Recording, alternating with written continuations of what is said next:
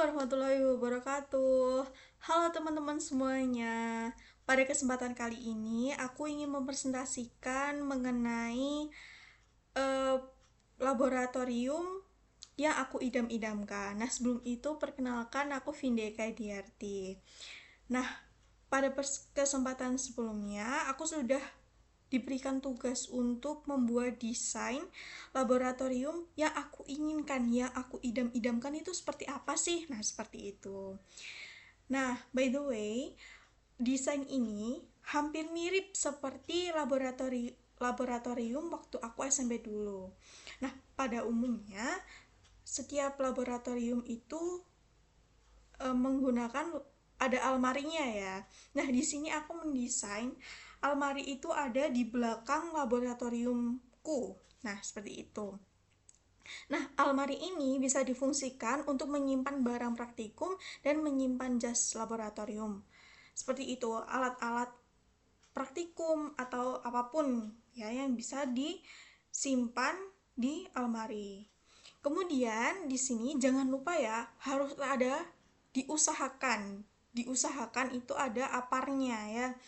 Untuk menghindari eh, apa ya, kejadian-kejadian yang tidak mengenakan seperti praktikum yang menggunakan api, nanti takutnya ada apa-apa kita harus sedia apar sebelum kebakaran, oke? Kemudian di sini ada wastafelnya. Nah, kalau bisa jangan hanya satu ya, tetapi ya upayakanlah dua seperti itu. Nah, jangan lupa di wastafel sendiri itu jauhkan dari stop kontak. Nah, misal di sini dipisahkan ya, agak dijauhkan gitu sama stop kontak. Nah, stop kontak di sini menurutku sangat penting ya, apalagi oleh praktikum fisika yang menggunakan listrik. Seperti kita menghidupkan uh, apa ya kalau di SMA ya, seperti itu ya, yang menggunakan listrik ya. Kemudian stop kontak di sini itu kalau bisa jangan hanya satu di gurunya saja, tetapi waktu di dindingnya bagian sami-sami itu juga diusahakan harus ada stop kontaknya. Oke, kalau AC di sini sebagai pelengkap saja ya, kalau agar di lab itu agar tidak gerah seperti itu. Nah, di masing-masing sisinya itu usahakan tidak diusahakan, harus ada ventilasi jendelanya.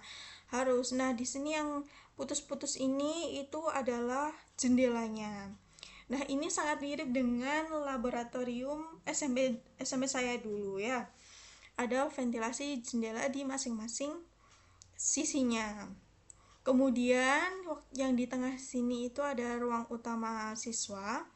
Nah, nanti yang saya inginkan itu eh, biasanya kan di laboratorium itu mejanya itu berbentuk persegi panjang seperti ini ya.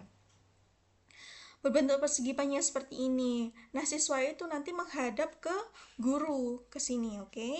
Nah, ini nanti yang saya inginkan, waktu saya menjelaskan, siswa itu fokus ke saya, tetapi waktu praktikum atau waktu mereka itu berdiskusi, itu sebaiknya siswa itu duduk melingkari meja, agar misal satu kelompok itu ada 8 orang ya.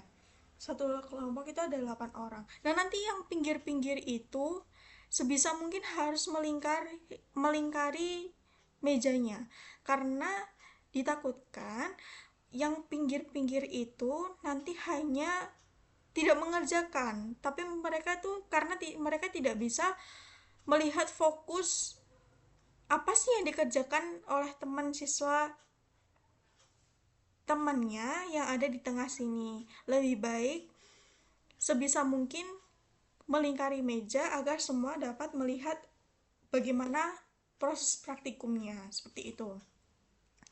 Kemudian kita sudah bahas ini, oke. Oh iya, tentang meja guru. Nah, di sini meja gurunya bisa ada di samping sini ya. Kemudian di sini ada papan tulis. Papan tulisnya nanti ini berdiri ya di apa? Di temboknya seperti itu. Kemudian ada jam dinding mungkin di sini. Oke, proyektor. Nah, sebisa mungkin di lab itu juga ada proyektor, teman-teman, karena eh, biasanya kan guru kan ingin menampilkan atau sebagai media guru itu mengajar. Nah, lebih baik sekolah itu menyediakan proyektor itu bukan hanya di kelas saja, tetapi juga di lab juga bisa. Karena biasanya laboratorium di sekolah itu di SMP atau SMA bukan hanya untuk tempat praktikum saja, tetapi guru itu juga menggunakan laboratorium itu untuk mengajar atau sekadar mengajar materi atau ulangan harian itu bisa dilaksanakan di laboratorium. Nah, proyektor di sini menurutku sangat penting ya. Diusahakan ada di laboratorium. Biasanya kan kayak digantung di atas seperti itu. Kemudian di sini ada meja hasil karya siswa. Nah, di sini bisa meja atau bisa lemari. Karena sebagai bentuk portofolio dari siswa yang sudah mengerjakan suatu proyek. Wah, ternyata siswa kita bisa loh membuat seperti ini pada pelajaran mata pelajaran ini sudah membuat seperti itu bisa dipajang. Kemudian ada pintu. Nah, pintu laboratorium itu standarnya itu ada dua, yaitu pintu sebagai pintu masuk dan pintu keluar. Tapi menurut saya diusahakan dua, tapi menurut saya satu saja itu sudah cukuplah untuk sekolah seperti itu. Tapi kalau bisa dua ya dua, nanti tidak apa-apa seperti itu. Nah, ada yang menurut saya itu sangat penting ya di laboratorium, yaitu ruang persiapan. Nah, apa sih isinya dari ruang persiapan itu? Ruang persiapan itu, keinginan saya di sini tuh juga ada lemari lagi, teman-teman. Nah, lemari ini fungsinya untuk apa sih? Apa bedanya dengan almari yang di sini? Nah, almari di sini itu untuk menyimpan barang praktikum juga, tetapi mungkin yang gampang pecah. Kemudian ada larutan-larutan seperti kimia, untuk praktikum kimia seperti itu. Kan itu kayak takut takut jika itu jatuh barangnya atau bagaimana, seperti kayak barang mikroskop itu kan nanti kalau jatuh kan sangat riskan sekali ya, karena barang itu kan juga mahal seperti itu bisa disimpan di ruang persiapan, karena kita tidak tahu peserta didik nanti itu bermainnya seperti apa waktu di laboratorium itu, takutnya jatuh atau apa, seperti itu ya. Kemudian di sini ada meja untuk arsip atau berkasnya.